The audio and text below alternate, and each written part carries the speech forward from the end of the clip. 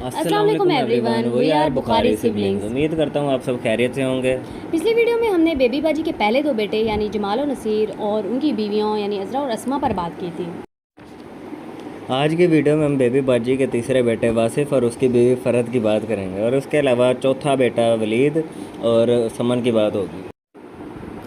Wasif university में पढ़ता है और उसकी क्लास फेलो उसमें इंटरेस्टेड होती है जिसका नाम रामीन होता है, लेकिन उसने उसे क्लियरली पहले ही दिन ही बता दिया होता है कि ये मुमकिन नहीं है क्योंकि उसकी माँ अपनी मर्ज़ी से बहू लाती है और वो लव मैरिज के सख्त खिलाफ होती है।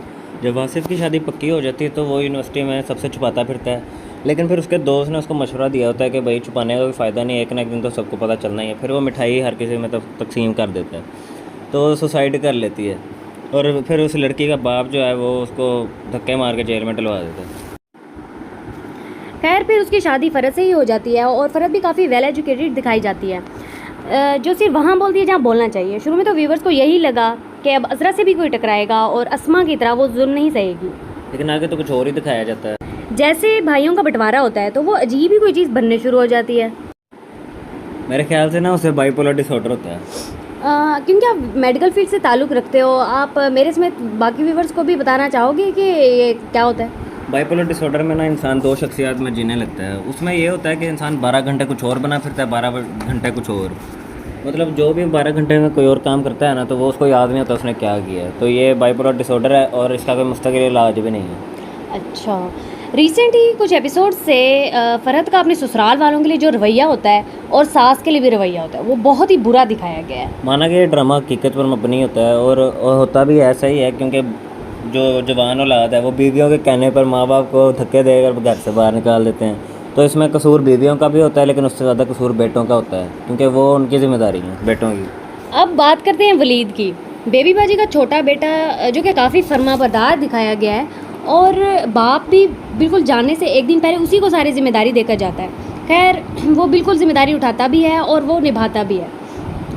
आगे समन की शादी वैसे वलीद से ही होगी। हाँ, लेकिन अब इस एपिसोड में ये भी तो फजूल ही दिखाया जा रहा है। हाँ, आजकल के एपिसोड में तो वैसे कुछ और ही दिखाया जा रहा है जो कि बिल्कुल भी टीज़र से रिलेटेड नहीं, लेकिन टीज़र में तो देख के ऐसा लगता है कि वो अच्छी बहू साबित होगी अगर तो उनकी शादी हो गई। आखिर में मैं एक बात करना चाहूँगा कि वासिफ़ अपनी माँ के कहने पर फ़रहत से शादी कर लेता है क्योंकि माँ की मर्ज़ी के बगैर कोई बहू नहीं आ सकती उस घर में, तो वो चुप करके शादी कर लेता है। उसमें ज़रा हिम्मत नहीं होती कि वह रामीन के बारे में अपनी माँ से बात कर सके। लेकिन जब उसकी बेचारी माँ अपने बेटे के फ्लैट पे जाती है तब उसे अपनी माँ ज़रा नज़र नहीं आती। जैसे कि दूध हमसायों से लेती थी तो बेटा और बहू दोनों उसे बातें सुनाते थे। उसे चाहिए था कि बीवी के पाँव और हाथों में मेहंदी लगी थी तो खुद चाय बना के ले देता उसको। बिल्कुल सही कहा, उल्टा वो उससे सवाल करने लग जाता है अपनी माँ से। फिर तो वो शादी भी खुद कर सकता था, अपनी मर्ज़ी से शादी कर लेता। एक तो उसने अपनी माँ के कहने पे इसलिए शादी की क्योंकि माँ की घर में चलती थी, लेकिन बंटवारे के बाद तो बिल्कुल ही उसके उलट हो गया।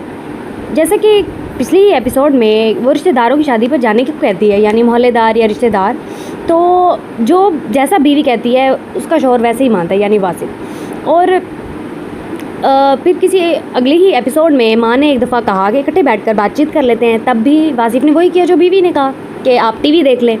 हालांकि बंटवारे के बाद वासिफ़ खुद ही अपनी बीवी से बात कर रहा था कि वो सबको याद कर रहा है और यहाँ बिल्कुल वीराना है, वहाँ सब इकट्ठे हुआ करते थे और ये भी कह रहा था कि इकट्ठे बैठकर वक्त गुजारा करते थे। खैर वक्त बदलते बदलते देर नहीं लगती, इंसान को बदलते देर नहीं लगती। सब बेटों का माँ के साथ रवैया देख के बहुत ही अफसोस हो रहा है वलीद को छोड़कर।